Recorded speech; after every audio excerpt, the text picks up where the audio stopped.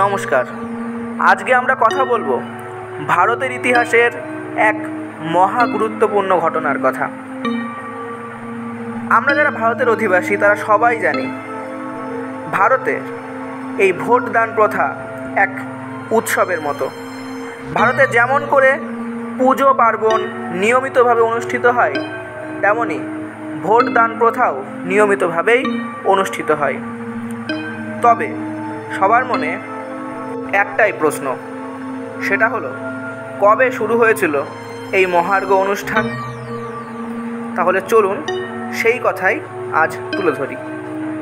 ভারতের প্রথম সাধারণ নির্বাচন 1951-52 সালে হয়। আজ আমরা যেভাবে ভোট দিই তার শুরু হয়েছিল সেই সময় থেকেই আমাদের ভারত গণতন্ত্রের এক মূল্য পেয়েছিল। সেই সময়কার কথা, তখন ভারতের মোট ভোটার ছিল প্রায় 17,30,00,000, কিন্তু তখন ভোট দিতে এসেছিলেন 10 কোটির মতো মানুষ। একবার ভাবুন তো, তখন দেশের সিংহভাগ মানুষ অশিক্ষিত, কিন্তু তবুও তারা বুঝেছিলেন ভোট মানে নিজের অধিকার, ভোট মানে নিজের দাবি।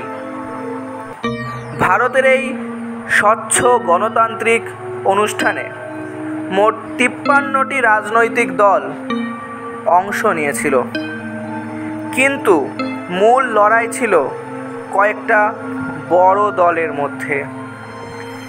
সেগুলি সবাই জানে, যেমন Indian national Congress, communist party of India, ভারতীয় জনসংঘ, কিষাণ মজদুর প্রজা পার্টি, সমাজবাদী পার্টি আর আকালি দল। এই দলগুলোই ছিল অংশগ্রহণকারী। ফলাফলে কংগ্রেস একেবারে জয়ধ্বনি তোলে। 489টি আসনের মধ্যে জেতে 364টি আসন, কমিউনিস্ট পার্টি জেতে 16টি, ভারতীয় জনসংঘ মাত্র 3টি, কিষাণ মজদুর প্রজা পার্টি 9টি আর সমাজবাদী পার্টি মোট পায় 12টি আসন। তাহলে এভাবেই শুরু হয়েছিল ভারতীয় গণতন্ত্রের সবচেয়ে বড় উৎসব, নির্বাচন।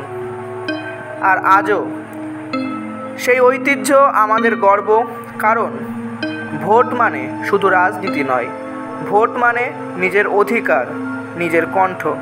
ভিডিওটি ভালো লাগলে অবশ্যই চ্যানেলটিকে সাবস্ক্রাইব করবেন এবং বন্ধুদের মধ্যে শেয়ার করে দেবেন। ধন্যবাদ ভিডিওটি শেষ পর্যন্ত দেখার জন্য।